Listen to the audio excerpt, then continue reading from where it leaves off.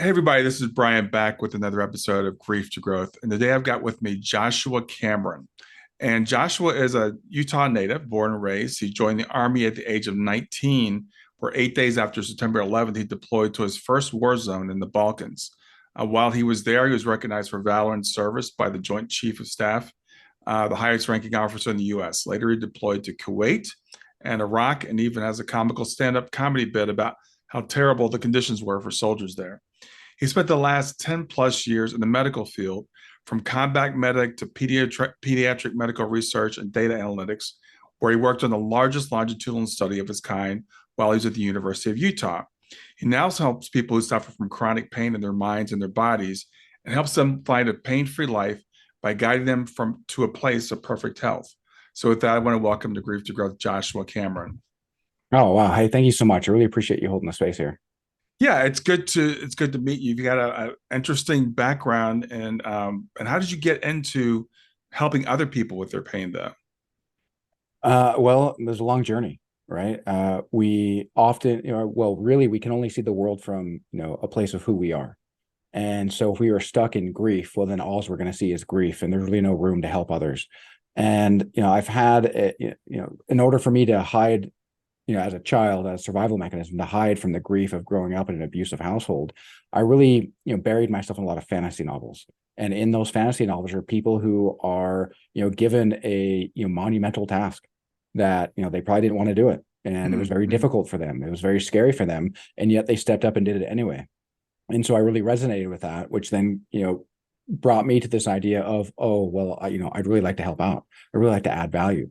Now, the problem is that if we don't know how to help ourselves, well, we're going to be clumsy at best at helping others as well.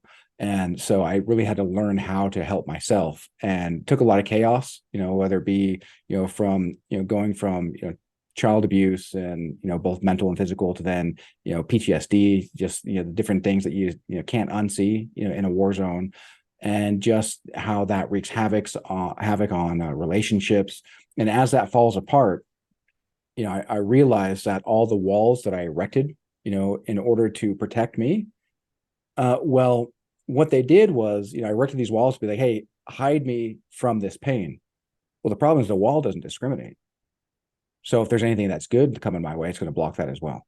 And that's usually why people go through the dark night of the soul and everything changes, because during the dark night of the soul, which is where, typically people feel like their life is kind of falling apart, well, all the walls collapsed. And when all the walls collapse, well, then the heart is open and it can actually, receive the signal. And then from there, just found the idea of when the student is ready, the master appears. That certainly happened in my life, and had a chain of them. Some I found on YouTube, some I actually paid for, quite handsomely for, mentorship and guidance. And yeah, it's been a very fascinating road since then. Yeah. So you're also in the medical field. So how does what you do helping people with chronic pain relate to like just the traditional medical training? Well, so the traditional medical training, you have the Hippocratic Oath, right? Do no harm. Hmm. Problem is we've abandoned that, right? Because we've abandoned that for a very, very long time. I mean, unfortunately, the medical system, I was very blind to it. Medical system is no different than any other organization, right? It's very susceptible to just doing the bidding of their largest donors. And back when my mom was young, well, what those donors said is, hey, pregnant woman, you should smoke because it's healthy. And then later on, they said, hey, person who wants to eat well and be healthy, you should cut out all that fat and replace it with sugar. And Yeah. then they said, oh, hey, you in chronic pain, why don't you go ahead and take these opioids because they're completely safe and non-addictive? And, hey, why don't you go ahead and take this experimental, whatever, and and so that really woke me up to, oh, okay, so we're not really here to help. I mean, the ER is like acute pain. Acute pain's amazing, right? Our acute pain system, acute care system, you break your arm, you have a heart attack, you have a stroke. We're incredible at that. But when it comes to chronic conditions, it's just, oh, well, here's a pill. Oh, you've got, downstream effects, you've got side effects. Well, we've got another pill for that. So we call that a win. And so trying to, help others and, working in pediatrics, right? longitudinal study I was a part of was called ECHO, environmental influences in child health outcomes. And the point of that is to look at a whole lot of different variables, right? There were a whole, conglomerate of studies, packed into one. And one of those was, a group of ladies who were trying to get pregnant. And as they're trying to get pregnant, well, they're giving a lot of urine tests. And in those urine tests, they're testing for phthalates and, BPA. And then here we are, bringing their kids in, 8, 10 years later, and then we're taking pictures of their teeth and we're correlating, okay, how much BPA was in their urine, and then we correlate it to, okay, are their teeth breaking down, and can we create this correlation of the hormone disruptors and the endocrine system disruptors and tie it to, or at least suggest that this is something that could be causal, or at least should be looked into further. We take blood samples, we take microbiome samples, height and weight, go through a whole list of genetic questionnaires. And so it really got me into, okay, well, this is amazing. Man, I'm helping kids for one. This is great. It was a lot of fun. And then when the pandemic happened, the hospitals were the most backwards. They seemed to be the ones that weren't following the science. They seemed to be the ones that were the most just trying to make everyone afraid. And that was really strange for me. Our hospital here, when at the University of Utah, where I was working, when everyone quit wearing masks, and they said, oh, by the way, it looks like masks actually don't work. The hospital took like 6 months before they quit wearing masks, as if they wanted everyone to be afraid. Like, and then when I started doing a little bit of research, like hospitals, the third leading cause of death. It's like, what? And okay, well then I have got some really, strong questions to ask myself. Is this something I want to be a part of? Right? Mm-hmm. Is there a better way to help? And by being able to ask myself better questions, well, it leads me to better paths. And I'm not saying that doctors are the problem. Doctors are just part of a system. And, and so chances are, you run into a doctor, he probably wants to be able to help out. Now, that said, he's very confined. He or she are very confined by, what the insurance agency is going to carve out for the amount of time, what the pharmaceutical, company is going to say what they're allowed to do. And so, they're victims to the same system. And I didn't necessarily want to be a part of that. And so just in search of something better, I found Peter Sage, who taught me about consciousness. He was the youngest trainer for Tony Robbins back in the day. And Tony Robbins is really good for, helping people get from a place of feeling like they're victims to then, hey, I'm going to go seize the world. I'm going to make it happen. I'm going to swim upstream and make my dreams happen. And Peter's more of a flow state and much more of a, kind of a Taoist Buddhist, though he wouldn't necessarily say that, right? He's not really religious, but much more allow it to happen. Tune into higher vibrations and attract those, and then take inspired action in order to make that manifest in the world. And then, from there, because of my affinity towards helping and my affinity towards, healing, may not have necessarily been healing in the medical field, but that's effectively the way I identified. Well, then a master healer came into my world. I thought he was bizarre at first, but since I just learned all this stuff about consciousness, how, the brain works through neuroscience, through psychology, how even, scientists back in the 20s, talked about how consciousness is primary, right? Max Planck, consciousness is primary. Niels Bohr, everything that we call real is made up of things that cannot be considered as real. So, okay, so we already discovered back in the 20s that we live in a matrix, right? That everything we call particle matter reality is made up of collapsed light waves. That everything's empty space, everything's energy. And okay, well, let me give this guy a try. Let me listen to him, at least suspend my need to believe or disbelieve, because it seems very bizarre. It's challenging my model of the world. And then from there, just having that ability to say, instead of dogmatically assigning a belief system, well, that challenges my identity, that challenges the way I believe. And instead of doing what I've done so long and stick in the logical frame of mind and just fold my arms like a toddler, be like, no, I don't like those vegetables I've never tried. No, I don't like those ideas I've never tried. Right. I then said, okay, well, what if I try them? How do I know? So why do you think that that Western or traditional medicine is so poor handling chronic conditions, specifically chronic pain? Because I know people that have had, myalgia, fibromyalgia, and different diseases, and they're told it's all in your head, it's not real, and we dismiss those people.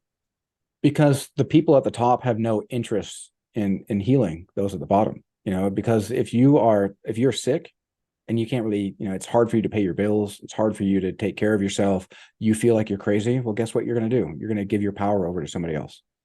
And who are you going to give your power over to? Well, whoever's right there conveniently telling you that they know with a certainty that they can help. And whether that's a politician, right? Whether that's a pharmaceutical, system.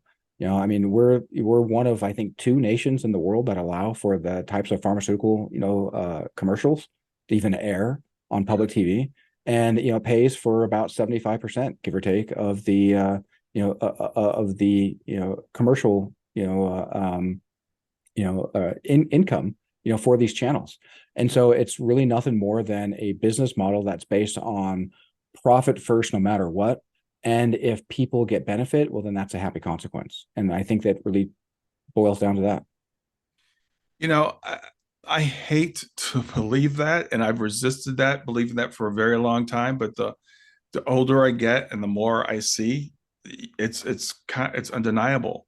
And it's not just me. I guess I'm looking at these commercials on TV for these pharmaceuticals for these bizarre conditions that it seems like very few people would have. I wouldn't know how the ads pay out anyway.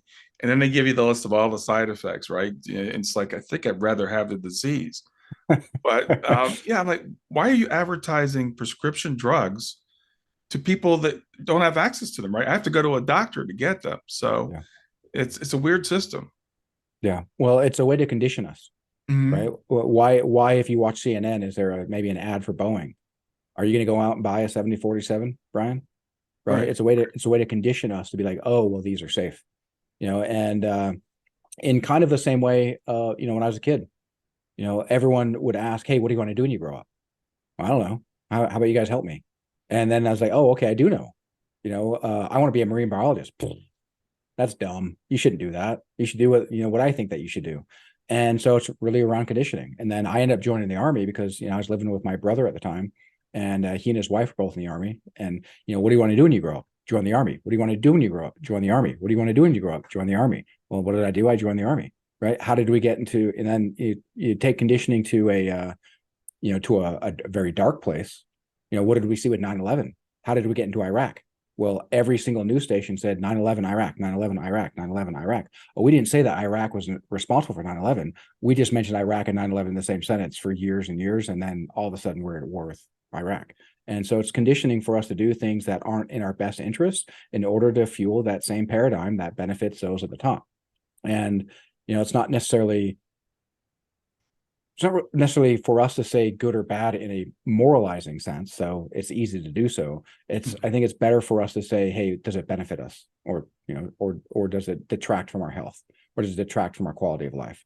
I think that if we take morality out of the question and just look at, hey, what benefits us, well, then we'll find that we live in a much better life, and we'll be able to find that we can really attract ourselves to, paradigms and systems that work much better. Because just like you said, it's so easy to resist because we want to believe. We so want to believe desperately because we see these doctors are so, so nice and they want to help out, but they're part of a system that, controls them. And if we decide that we don't want to be a part of that system, well, then, we start by asking better questions rather than demanding better answers. Yeah, good point. So I know you've dealt with some issues, some health issues yourself. Is that how you decided that you wanted to help other people, and what kind of things have you gone through? Yeah. So when I first, started to heal, well, I first had to heal myself, right? Right. And, because, no leader worth their salt, should be trying to lead anyone anywhere they haven't led themselves first. And, so I was just letting go of so much stuff I didn't know was there. It would just come up. It's like, oh my God. And, it was all through meditation. And that's what was so phenomenal is that, I used to have a lot of, chronic, PTSD. Felt like I was my own worst enemy. I felt like, for years and years, I would beat myself up at night, just, waylaying myself for all the different mistakes I made. And for all the times that I said something that I felt was embarrassing, and just rob myself of hours of quality sleep in order to rake myself over the coals. And once I started learning how to healing, I really just started shedding that over the course of a few weeks. And, I was crying nearly every day, just like tears of joy, just letting all that garbage out. And that's when I realized just so much joy letting that out. It's like, oh my God, I can actually do this for others. And, the same man who taught me how to heal, taught me how to heal others.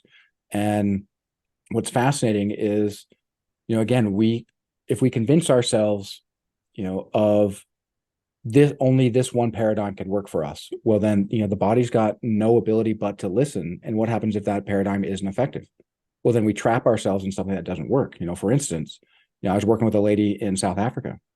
She, recently lost her husband, and he was deteriorating in a nursing home facility, and they didn't really take care of him. He had big, giant bed sores growing, so she had to go over there and take care of him. Well, he's like foot and a half taller than her, and about 100 pounds heavier than her. Hmm. And so just by having to roll him over and try to take care of him for so long, well, she tore her bicep tendon and tore it over and over and over. So for years had extreme pain. She said that she couldn't even reach up, barely, even just try to reach into a cupboard. It'd bring her to her knees. Right. In Hmm. South Africa, reaching out the right side, window to grab like a parking validation. She couldn't even do that because it'd bring her to her knees. She had to actually open the car door and reach out. Even then, extreme painful. She worked with a, orthopedic surgeon, didn't help. Worked with a chiropractor, didn't help. Went to about 7 different specialists. Only thing she said that they did is just make it worse, make it more painful. Hmm. I took her through some meditations because, that tap her into, truth and love, because love is what heals, right? So why do we have so much fear in our world? Because love is where true power is. Love is what heals. And if we can tap into the true love of the, infinite power of the soul, well, everything changes. I mean, I've got an incredible testimonial with her as I'm interviewing her and just letting her tell her own story. Within 4 days, 4 days, she's been dealing with this for years. Within 4 days, she can now reach out her window and not feel any pain. She can now reach up into her cupboard and actually grab something. And within two to 3 weeks, she had 70% of her range of motion back Hmm. in that arm. And because the body's intelligent enough to heal itself. The problem is, again, coming back to Niels Bohr, coming back to Einstein, coming back to Max Planck, consciousness is primary. Everything is energy. And if we're overlaying a negative conscious awareness, well, then we've got no ability other than to run that program in our lives, and our body can't help but to listen to the voice in our head. Yeah, but well, you essentially you bring up Max Planck and Niels Bohr and those guys because I've become fascinated with them myself recently. And again, going back to I'm thinking about people I know that have had like chronic pain, and the doctors will tell them it's all in their head. And I think you would probably agree. Yeah, everything is mental, right? It's all in, but they're saying in a dismissive way, like Yeah, it's not real. It's all in your head, and you're saying, well, it is very real, but it is a mental state. yeah. Well, and that mental state can actually come from from a spiritual issue, right? Because the soul, the body is effectively a container for the soul, right? And this is where awareness comes from, and this is where our consciousness comes from. And this is a model for me, right? Nobody knows the truth with capital T, so I have no way to actually show you, direct, evidence of this. Mm-hmm. But just the same way that GPS is not the roads that I drive on, it's a meaningful map in order for me to get to my destination. And the soul itself is in the superset. The soul is the source of our power, and the soul is being drained by you tune into news media and you get nothing but fear porn, fear porn, fear porn. Be afraid, be afraid, be afraid. Russia, Russia, Russia, right? Whatever. Well, then we start to create blocks. And if our soul is being drained, well, then everything downstream, right? That in the subset, well, it's going to break down as a natural consequence. But the soul's at full power, well, then everything downstream will then heal as a natural consequence. In the same way that I was able to, help her, tendon drastically in just 4 days. And it's incredible when you actually tap into what's true, because your heart can feel it. But there's times where somebody will say something, you get chills up your spine, and it just hammers you, just like it's a way of basically your soul remembering, hey, this is true. This is true for you. Right. The mind gets, really addled. The mind gets very confused. The mind gets so convinced of its own brilliance that it traps itself. Jordan Peterson, if you're familiar with him, he's doing an Exodus, breakout, and a bunch of different scholars, and he had this idea of the Luciferian mind, right? Because the Luciferian mind is so convinced of its brilliance, it doesn't care what's right or wrong. It says, oh, I already know all the answers. I'm going to fold my arms just like that toddler and say, hey, this is what's right. This is what's right, because I'm not willing to actually step out and try it. I'm just going to go through a logical paradigm and effectively see, hey, does this make logical sense? And if it doesn't, well, then I'll dismiss it. And coming back to Niels Bohr, if you're familiar with the CIA Gateway Protocol, right, there was a very interesting quote from Niels Bohr where his son reached out to him, just talking about how confusing quantum mechanics is. And Niels Bohr said, well, look, you're not thinking, you're only being logical. Hmm. Yeah. Say that again. I want to hear that. Yeah. So, Niels Bohr's son, Yeah. very Yeah. confused over the quantum mechanics, reached out to Right. his dad. Yeah. Hey, this is super confusing. What's going on here? He said, hey, son, you're not thinking, Yeah. you're only being logical. It's really, really interesting that you say that, because I was reading some quotes from Einstein the other day, and a lot of them were kind of like letting go of the intellect. He was like, he would use his intellect, of course, because he had a really powerful intellect. But Yeah. he's like, I really get my greatest insights when I move beyond that, when I kind of let go of that. And everybody wants to talk about quantum mechanics and quantum theory now, and nobody understands it that I know of. But it's kind of like you have to almost intuit it. You can't really come to it logically. Perfect. And when we break down something illogical in a logical framework, well, then it can be nothing more than the traditional Buddhist metaphor of a finger pointing to the moon. Right? If Mm. you watch the finger, you'll never see the moon. Yeah, yeah. I think that's true, and that I'm starting to realize that more and more. And I think, again, what you're talking about with helping people to heal this chronic pain in our tradition, we're looking at the wrong end of it, right? We're looking at the body instead of looking at the spirit that's holding that. You talk about unresolved trauma that we carry around, but no one tells us in traditional medicine that's what's causing your problem. Right. We're looking at the chemistry and we're not looking at the frequency. Right, right. Yeah, exactly. So how do we move beyond that? How do we start to look at the frequency? How do we determine what is actually causing my problem? I've got, chronic pain in my elbow. How do I get started? Well, a great way to even get started would be to, if you go to my website at freemefrompains.com, there's a free download. I mean, you can go ahead and get a free gift. And I take you through some meditations. And it's an introduction, but they can still be quite powerful. And some people have a hard time, meditating. They feel like they don't meditate right. So the very first one is, here are the benefits of meditating. Here's how this works. And then let's take you through a brief meditation. And then Mm-hmm. the second one is starting to tap you into some of these, these magical awarenesses that can then start to open that up. And the way that I often present why the body breaks down, even though I kind of already did that, but in a way that people can really latch onto, is, again, everything's energy, and all energy needs to flow. And just like water, right, if water's not flowing, it stagnates. Well, and what's Mm-hmm. attracted to stagnating water? Well, mosquitoes, parasites, bacteria, viruses, fungus, right? And what do they do in our body? Well, they drain our lifeblood, they poison our lifeblood, the body breaks down. Right, in the mind, well, the same thing. We have fine examples as Americans, of a thought virus. All you have to do is walk into a crowded room, and it's sad when you see a bunch of them getting together and they're actually having a good time. But you can say one of three names. You can say Barack Obama, Hillary Clinton, or Donald Trump, and say nothing else. And people immediately act like they just got possessed by an agent of the Matrix, and they start fighting each other. And then you've got these same things in the spiritual world, that Mm-hmm. instead of draining or poisoning the lifeblood, they drain the life force. And so if there's an issue in your elbow, right, it could be tied to a spiritual, a spiritual issue. Your soul is being drained somewhere, or your soul is being blocked somewhere. And having the ability to tune in, you could even ask your elbow through meditation, hey, what are you trying to tell me? Rather than, Mm-hmm. most people are just like, oh, my damn elbow, oh, my stupid elbow, it hurts so much. And Right. here's the thing, as a kid, what hurt me most of all, as much as getting hit really sucked, being screamed at, being yelled at, being demeaned. And we don't realize, if everything's energy, well, guess what? Your elbow has a spirit. You Mm. demean the spirit of your elbow, and guess what's going to happen?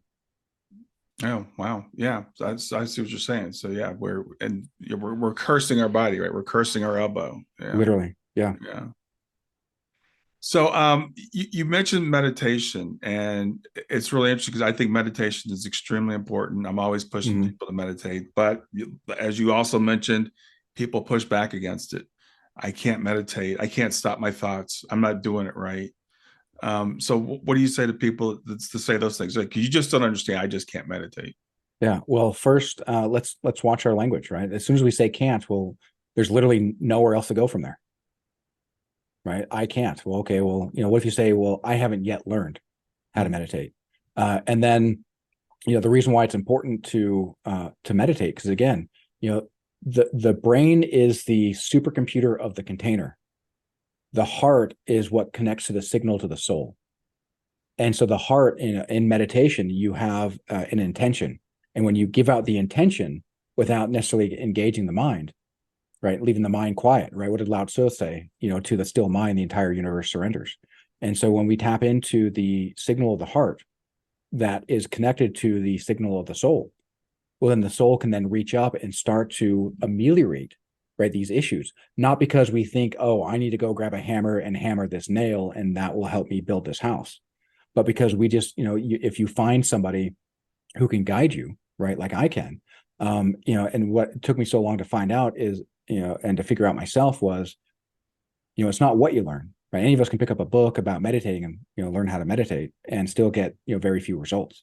So it's not what you learn, it's who you learn it from, right? I can learn how to play basketball on the streets with my friends and know all the ins and outs of basketball, but that's not going to teach me to be, great at the NBA, right? Having an actual NBA head coach teach me will take me, leaps and bounds ahead, because again, it's not what you know, it's, and what you learn, it's who you learn it from. Interesting. So, tell me about the miracle healing system. Yeah. Well, I mean, it blew my mind when I first engaged with it, and the fact that it was real. Like, oh my God, this is real. Like, because I could literally feel the energy, in my body, like Mhm. moving around. Like, what the heck? And the fact that, again, I'm in Utah. I was working with a lady in South Africa with a torn tendon for years. Went to every, type of expert that you can think of in order to help, and only made it worse. I took her through a meditation, and within 4 days, no more pain reaching out her window, no more pain reaching up to her cupboard. I mean, like, so I didn't really know what to call it. So I was like, man, that's a miracle. Okay, a miracle healing system. And so it was really just the, a bit of I guess, inadequacy of the language. Just like, I don't know what to call this Mhm. other than it is a miracle. So here it is, the miracle healing system. And, I'm working with a lady right now in Denver who's got Lyme disease, right? Lyme disease is one of those things that plagues people, for Yes. Mhm. decades, right? Causes neurological issues, causes chronic pain. And, her mind was blown. First, session I took her through. She's like, "Oh my God, I've never felt anything like that before. That was incredible. I've never felt energy like that before." And so this is, again, there's, you can take a Udemy course and learn all the ins and outs logically, but just because you know it logically doesn't know that you know it from your heart and your soul. Yeah, that's really interesting. So, as you were talking about that, it reminded me because I've taken Reiki. People here have heard of Reiki. We've heard of other energy type healing systems. So, how does what you do compare to something like that? Hard to say. I've never been trained in Reiki. So this is one of those things that, I didn't spend a lot of time, delving into a lot of different healing modalities. The Hmm. only reason why I didn't write off, the great master who taught me how to heal was because, Ed Stracher, is because Peter Sage made me feel safe, right? And so, because it was a webinar, about a webinar about speed reading, right? And it's like, oh my God, man, speed reading would totally change my life. So I show up, and then all of a sudden he takes this left turn and starts talking about all this, spiritual stuff. Like, what is going on, right? And I saw a little smirk on, my mentor's face, just like he's heard it all before. Thinking, okay, so there's something real here, right? Because, mentor, yeah, I already trusted him. I already knew that he was at a place that I wanted to be, and that he can help, provide me the steps to get there. And, what I have, what I've heard, right? But I haven't actually experienced it, so I can't really say. But what I've heard from Reiki is a lot of times Reiki can organize the energy of the body a lot, organize the energy of the mind, and you feel good for maybe a little bit. And I don't know how long the lasting effects are. Whereas, when you heal the soul, the not only can they be immediate and lasting, but then you can keep it on, forever. Now that said, if you are, engaging in activities that, say drive you into a ditch, and then that causes, say, your elbow to, to have chronic pain. If I come in with a wrecker and pull you out of that ditch, and then you're healed, well, if you exhibit those same behaviors, well, guess what? You're probably going to find yourself back in that ditch. So it's also to understand, also understanding that we need to change some of our behaviors, or if we are going to still engage in some, because maybe it's, necessary, because the work that we do, around people who are negative and they are trying to put all their negative energy onto us. Well, then just learning how to protect your energy and learn how to clean your energy, and do that daily, and create daily practices, right? Clean your energy. That's more important than cleaning your teeth. And I bet, we brush our teeth, every day. And our energy is what makes up all of us, and so, just finding ways that, that work with us, finding ways that allow us to start opening our minds. And really the best thing that we can do for ourselves is, the second that we get triggered, be like, we want to say that guy's full of it. Say, I don't know what that guy's trying to say. Let me suspend my need to decide what it means. And let me do a little bit of investigating. Let me be skeptical. Sure. Yeah, be skeptical. Nothing wrong with that. Yeah. But validate and verify. So is it necessary for people to begin to heal to identify a particular trauma, like this is what's caused this? Or is it more of, it sounded like I heard you say like almost a daily practice, or is it both? How does that work? Great question. In fact, I would say that if you diagnose yourself and say, this is why I have trauma, it might actually make it harder for you to heal. Right. Because then you're tied to your story. And a lot of times when we're tied to our story, well, we get a lot of secondary gains, right? Why do people bemoan, all their issues? Is it because they're totally in love with crying out and being a victim? Or is it because they actually think that people are going to come to them and say, there, I'm so sorry that you're dealing with that. And they're actually getting the love that they wanted. And that's their way of actually, connecting. And so a lot of people have a stranglehold on that. And if and that's why, you may see a friend, right, or a family member who is struggling and suffering, and you got some brilliant ideas to be able to help them out, and you might share some things, and it's just like hitting a wall, slides off, because you're also not considering their secondary gains. And so the more time that we spend in researching our diagnosis, or holding on to our story, the harder it can be to let go. And so if we understand that we have pain and don't really know why, it's actually a lot easier to heal, because then you've got no blocks, you've got no mental blocks, you've got no story around that you've got to unravel and and let go of. Interesting. It's really interesting because I've heard of people, doing past life regressions and things of that nature, and and saying, well, once I identified what caused this, then I was able to get over it. But I hear what you're saying. It's kind of more like we can start to really identify, like, okay, this is happening because my father was mean to me, 50 years ago, and I'm still holding on to that story and still carrying it around with me. Yeah. Yeah. And so the past life regressions, right? Those can be incredibly powerful. And, it's not for me to say how, things are going to work universally for everyone, right? Somebody goes through a regression, it works for them, right? And it ends up healing them, helps them, get over it. Well, great. Awesome. Right. Lean into what works. Right. Right. Yeah, and I know you weren't saying that we shouldn't do that, but the idea what you're saying is, I guess it's not really necessary for me to understand exactly what's causing my elbow to hurt, or exactly Yeah. what's causing me to have this chronic pain, whatever it happens to be, fibromyalgia, whatever. Yeah, it's like we can just start with clearing and healing. Yeah, exactly. So is it you mentioned that what you do with the miracle healing system is more of a long-term thing. So is it I'm going to learn practices, I assume, from you when I work with you. So, I don't really need to work with people for, a long amount of time, but what I do is I record the sessions. And so Mm-hmm. that way they've got them for life. And so that way they can lean on them when they need to. And, when I first learned, how to heal others, heal myself, I listened to them daily. And now I might listen to them, maybe every other week, or, monthly, because I just, once you learn how to ride a bike, you don't really need training wheels anymore. And Right. I might go revisit them, if in order to really tap in and really dig into some of the foundational aspects, Hmm. in order to make sure that I've still got the basics down, so I can kind of advance with my own stuff. Sure. But yeah, I think with Anna Lee in South Africa, yeah, I think it was only 3 weeks. Arthritis. I worked with a Navy SEAL who had arthritis, and within that first session, his arthritis was gone. Yeah, I still took him through other sessions, and worked with another military analyst who had to sit in small rooms with terrorists, see on their phone all the gross pictures of like child trafficking and Mhm. yeah, and within a couple of sessions, he just talked about how free he was from his PTSD, how free and how amazing it was for him, and how now that he's got these skills and these tools to be able to do this forever, just like he can't be more grateful. It's just like, oh my God, right? Because again, there's something almost like you mentioned how we're cursing our body, and it creates almost like a Faraday cage around us. If you're familiar with a Faraday cage, well, it blocks any sort of electronic transmission. So Right. anytime we're trying to send that signal to the source of our power, our soul, well, that darkness that we've now attracted around us is just suppressing it. Yeah. Now you've mentioned a couple different things you've worked with people on. So you mentioned arthritis. You mentioned the one with the torn tendon. What other types of things have you helped people with?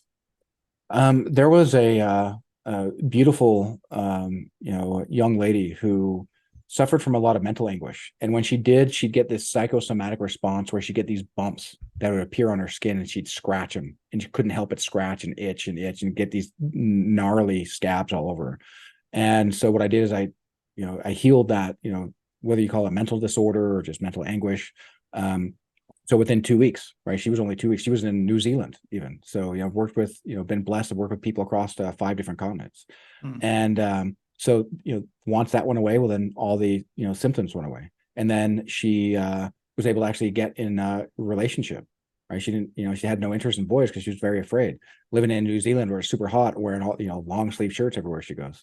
And I worked with a lady who suffered from an impacted spine and pain from that.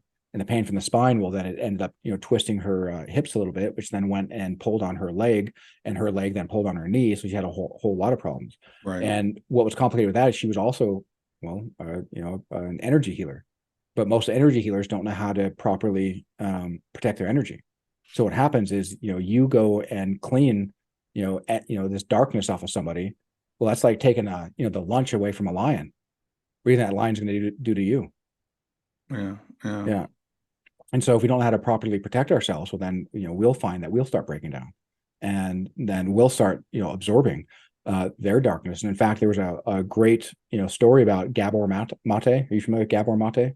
I know the name. Yeah. So he, is an MD. He started, finding a big awakening in ayahuasca retreats, and he took a whole gaggle of people to South Africa, or South America rather, and meeting these shamans. And so everyone's going to go to the circle, and they stop him.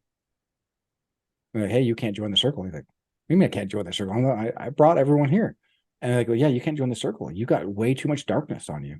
And they explained it to him. It's just that as he's helping people heal, he doesn't know how to protect himself. So he's just like a sponge and just Hmm. absorbing it all. Hmm. Wow. Yeah, I've actually heard of people that are energy healers that do, suffer themselves because they're not able to protect themselves or clear or I guess or both. Yeah. Yeah. And that's and again, you can learn how to heal, and you can maybe even learn how to protect yourself. And if you find the right people, you can learn how to do both. And because it's not what we learn, it's who we learn it from. And when we tap into the true power of the soul, right? The guy who taught me is an inventor. He invented the microchip that went into every like NATO rocket. And that was before he became a healer. And so this guy, is an engineer. He's got an engineer mind.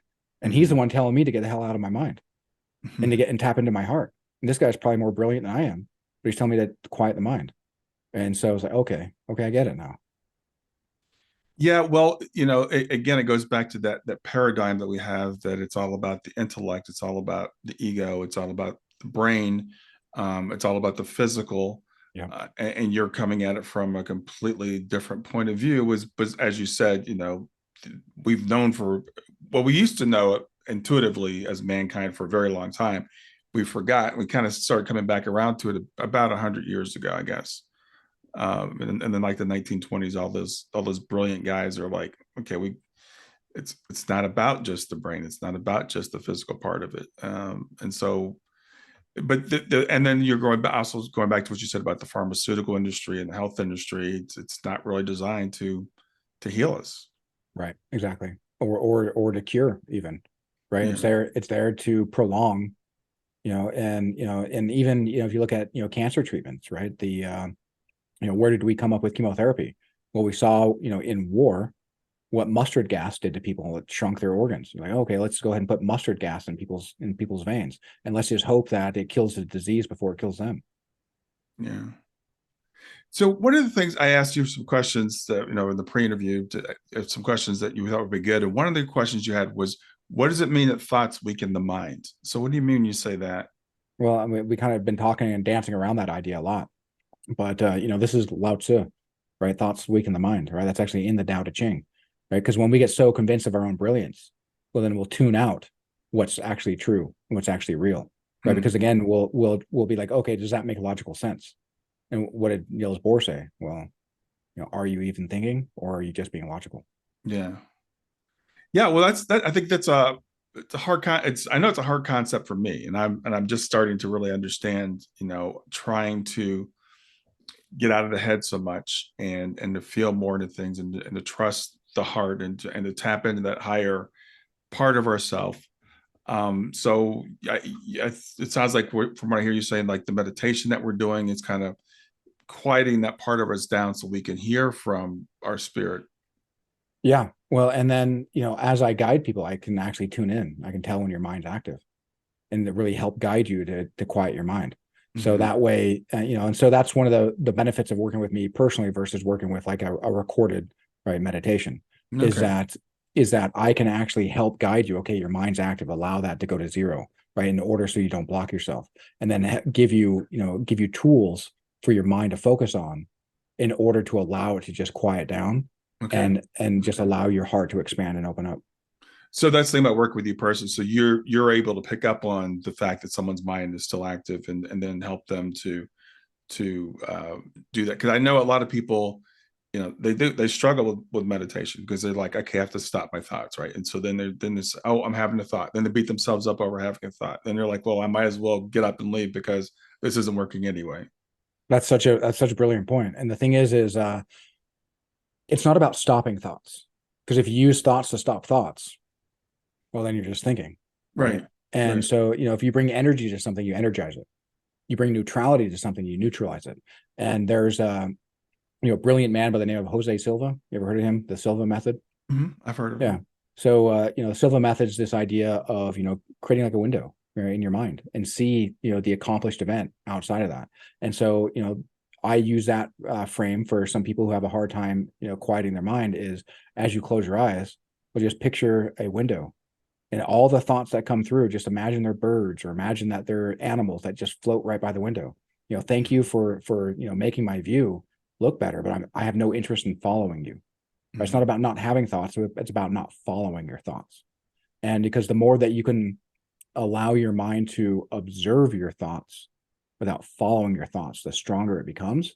Because the mind is meant to be an antenna, right? Like a rudder, right? The heart is the source of power, right? The heart, and we've measured this, that the heart's magnetic field extends 3,000 times further than the electrical impulses of the brain. And then we can look at that, and since we live in a fractal universe, we can look at that in a planet, right? Look at Jupiter. Jupiter is nothing but this chaos of electrical storms. But does that lightning escape the atmosphere? Not that I've seen. But that Yeah. magnetosphere, right, that comes from the core, that comes from its heart, well, it extends beyond the asteroid belt, it extends beyond Mars, and it reaches Earth's orbit. Oh, wow.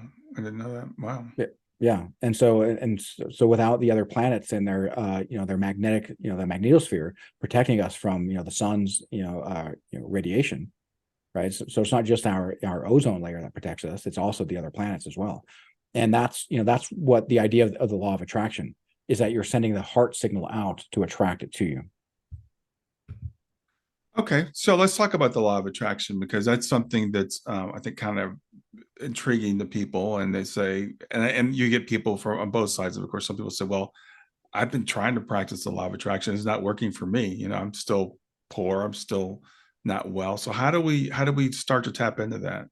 Yeah, well, I mean, such a great question. And the thing is if we're trying to become abundant and wealthy, and we decide that the only way to be wealthy is to have money,